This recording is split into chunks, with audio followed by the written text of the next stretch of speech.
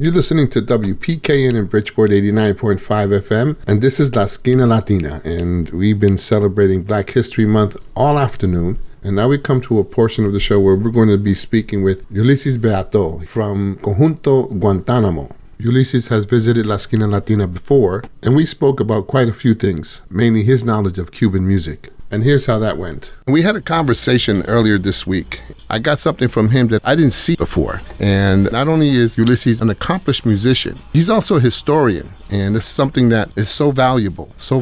And I want to pick his brain. So that's where I'm going with this. How can I say? I believe in serendipity. I believe in improvisation. We connect that way. I know that you play music that's very traditional, and I know you saw or you felt that La Música Latina was moving a little away from the center where it should have been. It was losing el criollones, if there is such a word, the history of it. With the onset of música romántica, I think that we were losing our roots. You've spoken on that before. Maybe you want to just share that with the audience, how you feel about that. Well, here's the thing, Louis. Like, a lot of the people that I have around me that know me, that love me or don't love me, and ever since I was a kid, everyone's always told me, oh, you're so opinionated. But I feel like being opinionated is a cause for being an artist, right? Because when you have an opinion or you have something to say, that's catalyst for you being an art maker. You understand? So yes, I have no problem admitting that I am opinionated. And before I became a musician, I was a visual artist. I was a professional photographer for a long, long time. I was a fashion photographer.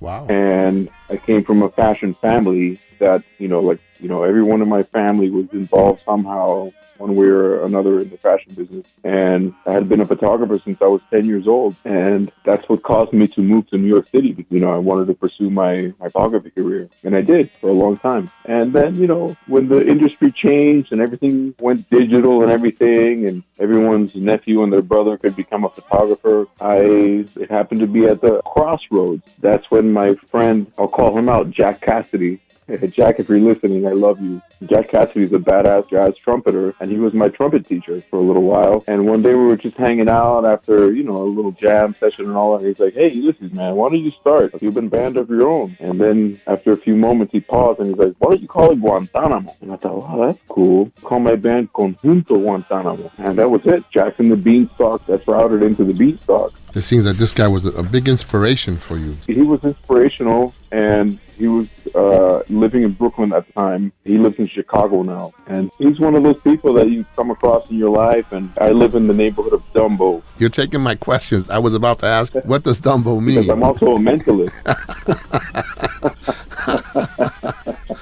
Yeah. Synchronicity. There you go. Yeah, continue. Tell me about Dumbo. So yeah, Dumbo, been here since 1998, and if I hadn't the opportunity to live in Dumbo, I don't think I would be a musician right now. Back then, there was just so many people pursuing music in one way or another that it just was inevitable for me to go along that path as well. Dumbo is in Brooklyn, a particular section in Brooklyn, New York, yes? Yes, the area of Brooklyn right under the Manhattan Bridge. On the Brooklyn side? On the Brooklyn side. It means down under the Manhattan Bridge overpass. I never would have figured that out. Yeah. So you're a big-time fan and supporter of the way things used to be. You talk about this enclave of bohemians, artists, musicians. Guilty. No, which is fine. I feel kind of jealous. I wish I had been part of that because it sounds like very, very cool. And the way you guys interpret the Afro-Cuban sound with the son montuno, the cha-cha, the mambo, la rumba, you bring your own personal energy to it. And your descargas are very indicative of that. It shows. Let me say this, because you were asking me about music history. First of all, I'm a historian. I love history. I don't know what it is, but I really like to know where things came from, where I came from, where my neighborhood came from, where my art came from, all that. And I also love music. When I was a little tiny kid, I got really turned on with music, and I got my first piece of vinyl, and I got my first phonograph. I would drive my father crazy. My father was an old school Cuban guy, and I would play music in my room. He would be like, muchacho, why are you listening to those pot-smoking, long-haired hippies?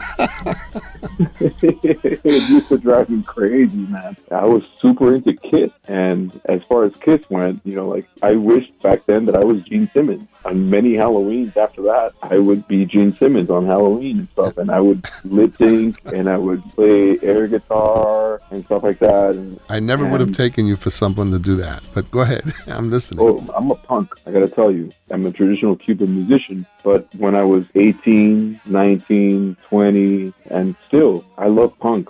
I love punk music and English punk because a lot of that music has tremendous amount of swing. I love dance music. And so that was a big catalyst for me to later on in life want to do what I'm doing. What brought me to this was Buena Vista Social Club. When I heard that was it. When I was a little kid in Miami, I thought that Cuban music was all that salsa romantica kind of commercial stuff. And I was like, wow, I hate that.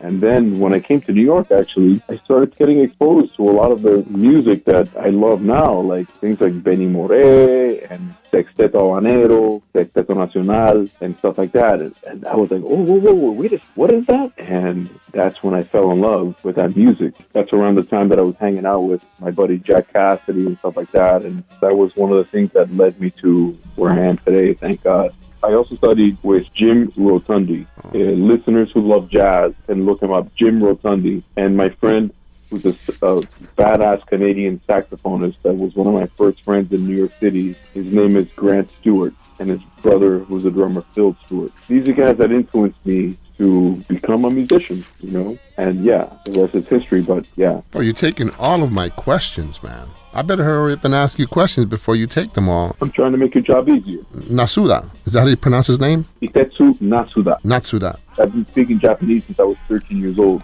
I love culture. He came in and sat in the band a few times, and he's Japanese, and he's a super nice guy, and he's a very adept piano player. Yeah. And he and I hit it off, man. I think Itetsu's been with me for like 6 or 7 years now, at least. He's playing keyboard for you right now? Yes, he is. So he's in our recording. He's our person when we're playing. So you play congas and you sing. You sing lead vocals in the group? No. Okay. Next to Pepito Gomez, I wouldn't dare do that. Next to Pepito, I wouldn't dare sing lead.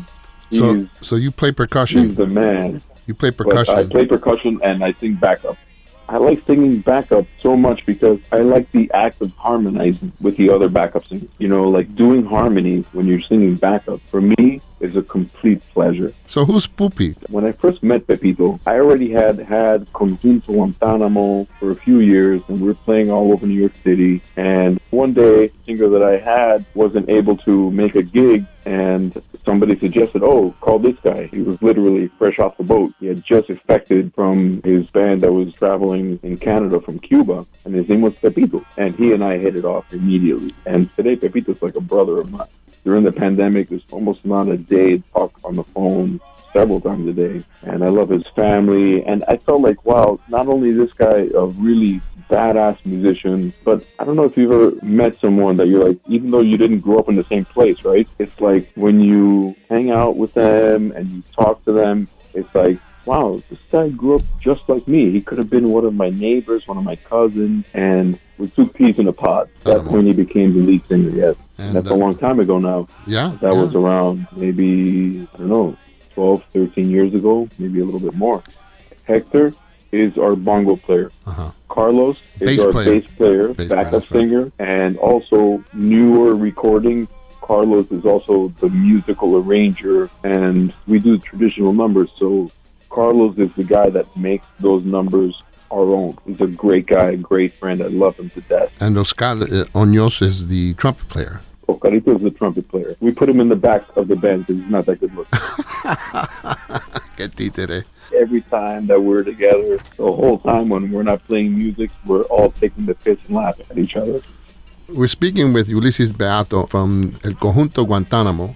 And we're talking a little bit about the makeup of the band and how they make it all happen. But we're going to change gears right now, and we're going to talk about the history. Now, I'm sure you have your favorite Latino musicians that you speak highly of. And since we are celebrating Black History Month, I'm focusing on all the Black Latino musicians. It's funny. I have a 14-year-old daughter, and I involve her in all of my creative stuff. And sometimes she's like, "Papa, are you going to cry?" I'm telling you, man, because when we're listening to like music that really hits me, I start crying, man. I can't help it. You know, when I was in Cuba in 2015 and I went to the theater to see Conjunto Folclórico de Cuba, man, I gotta tell you, for like half an hour, I couldn't help it. I was like in tears. I don't know why it hits me like that, but it does. And I don't have to go to Cuba for that to happen. Sometimes when I see something that's amazing, that really reaches in there, you know, I just can't help it. And she and I laugh about it. It's like, Papa, you gonna start crying again? I'm going to pick at your historic brain now. Who's the one individual that people really need to know about and to appreciate? Okay. Take your pick. Here's somebody that comes right up to mind when you say that, right? Uh-huh. When you ask that. His name is Carlos Embale. And for me, everyone hears about Benny Moré. And Benny Moré, for me, is like a deity. He's the one musician that all those badass Cuban musicians, you know, like all get on the knee for. I think that the next person in line for something like that is Carlos Embale. I encourage anyone listening to look him up. Carlos Embale is one of the few Cuban musicians that was not just a sonero, he was also a rumbero. And you could argue he was as good at one as he was at the other. And very few people are able to claim that.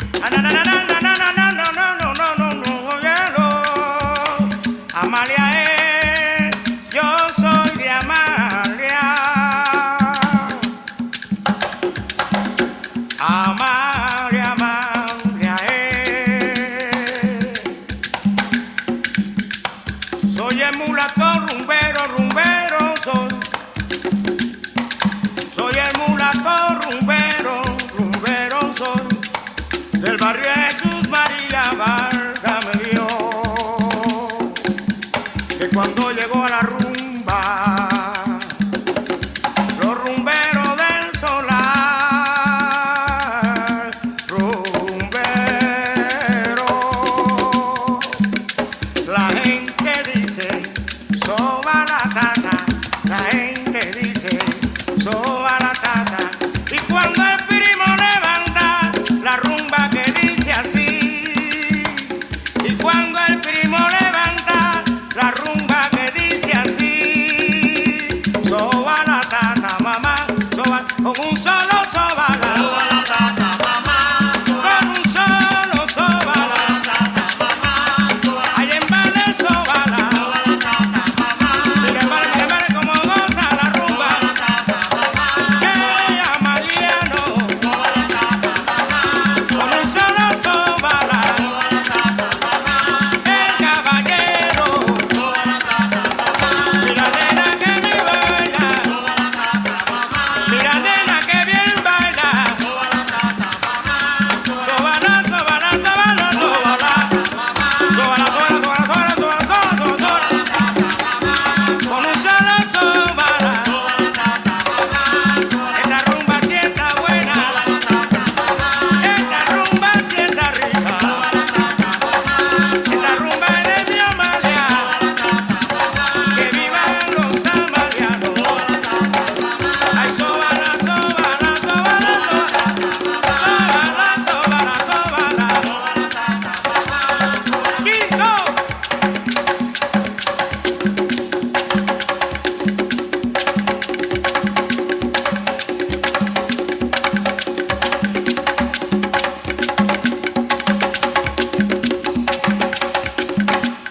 And before he died, he ended up the Sexteto Habaneros, the first Cuban band to record the song ever. In 1926, the fledgling record industry, Victor Records, before even RCA, but Victor was at the beginning when people had wax cylinders, 78 shellac records and stuff like that, before radio existed. 1926, they went down and they discovered Sexteto at first, and then Septeto Habanero. And then another band was Sexteto Nacional de Ignacio Piñeiro, right? So this is a band that still exists in Cuba. And of course, not with the same guys, but with all of the same tunes. And I had the pleasure, a long time ago now, meeting this band and watching them. And Carlos Embale, he already passed away, but when Ignacio Piñeiro, who was the band leader and the singer and the composer of most of this genre of music, had already passed away, Carlos Embale was the guy that took the helm of that band. And wow, man, Luis, look him up, man. You'll love this. You're going to be a fan of this guy, Carlos Mbale. Yeah, this is one of the people that I like. And it's funny because living in Brooklyn and everybody in my neighborhood in Dumbo here, people know that I'm a musician and they know what I do and everything. I explain to them, like, look, you know, a lot of my guys that are such, you know, badass musicians and everything, they don't know, really. Like, they don't know David Bowie. They don't know who Susie and the Banshees is. And they don't know any of these, like, on the English-speaking world side of things, they don't know any of those people. They don't know who Crosby, Stills, and Nash is. They don't know who Janis Joplin is. They don't know who Jimi Hendrix is in Cuba. But also, here in the United States, they don't know who Benny Moré is, or Sexteto Nacional, or Irakere, right? Yeah. Or Chucho Valdez. You know, whenever I've had the pleasure of being invited to a festival with the band, for the most part, they have us do either a master class or a discussion or a clinic of some sort, and it's a passion of mine to talk about this.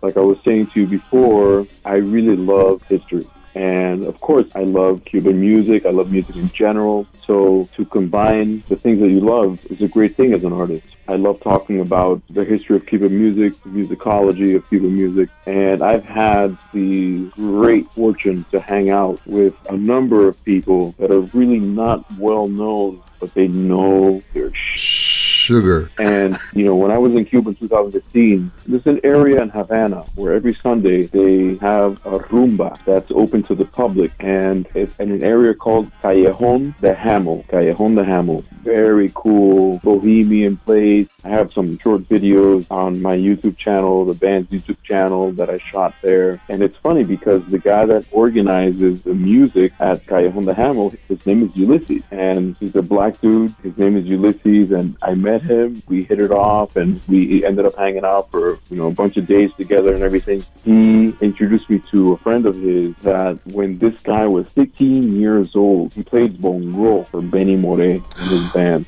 And he showed me pictures of them together. The kid was 16 years old. Now this guy was like in the 70s. And I hung out with him several times when I was in Havana. And when he heard me talking about what I know about Cuban folklore and the music and stuff like that, he's like, yo, Spanish, right? He told me, how is it that you, who grew up in the States, grew up in New York, knows all of this of Cuban folklore? And I was very flattered and flabbergasted that he had that opinion. And it's because of some of the friends that I've been able to curate in my life that I try to hang out with good people, man. So, yeah, one of these guys, Felix de Jesus, a badass Cuban dancer. I would say he's in his 70s now. We're not related by blood, but I always call him my uncle. Traditional thing in Cuban culture, when you're very friendly with an older person, you know, I always say, oye, él es mi tío. He was one guy that taught me a great deal about this world. Another guy is Roman Diaz, and Roman Diaz lives in New Jersey. He's just a little bit older than me. He, apart from being a badass Cuban musician, a badass batalero, okay, a guy that plays bata and religious ensembles and stuff like that. He's also a high-ranking Abacua member, but Abacua is a secret society in Havana, kind of along the lines of Masonry. It's the way that the Europeans have Masons in Cuba and in Africa. They have the Abacua culture, and he's well known for being an exponent of that culture, and there is a tremendously deep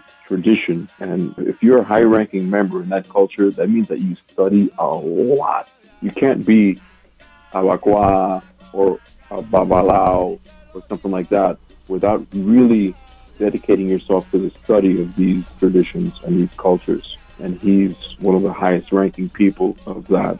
So, you know, when these guys, you know, I was sitting at Callejón de Hamel with these guys, you know, I remember them like being like, wow, man, how is it that you did not grow up in Cuba, knows about this? By the way, when I was in Cuba, I grew up in such a Cuban atmosphere, and I went to Cuban schools and stuff like that in Miami and New York. See, in Cuba, they have the monetary system is kind of confusing. There's two different currencies for Cubans and currencies for the tourists that come into Cuba. So, los pesos CUC y los pesos CUP. And I would get confused with that. People there would be like, you know, if I was having a couple beers at the bar with my cousin or whatever, and I was paying, you know, they'd say, oh, that's going to be 8.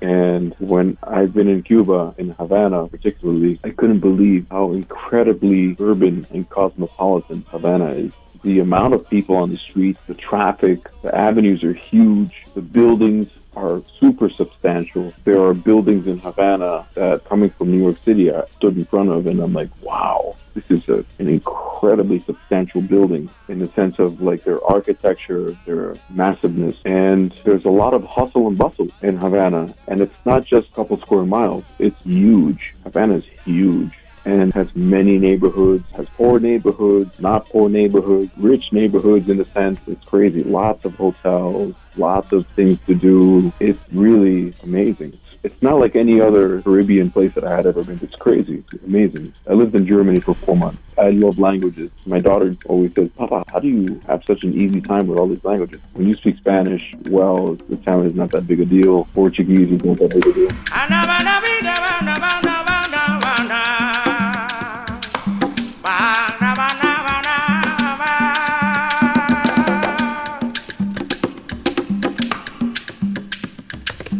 Ha de llorar, tú tienes que llorar. Ha de llorar, tú tienes que llorar. La conciencia no te deja tranquila. Cuando te pone a pensar, los juramentos quebrantados, tu palabra no cumplida.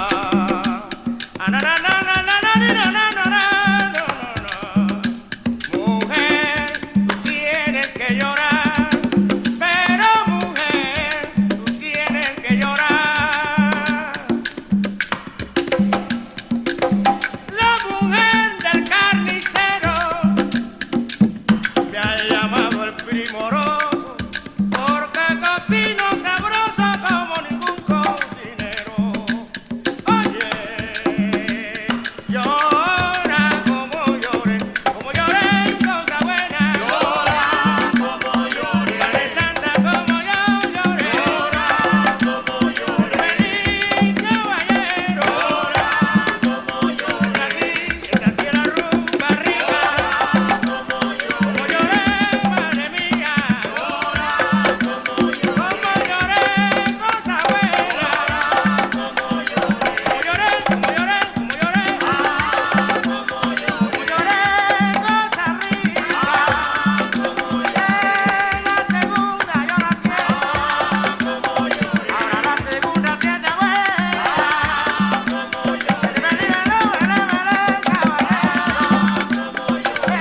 mira cómo goza. El quinto me está llamando, pero el quinto viene guaracha.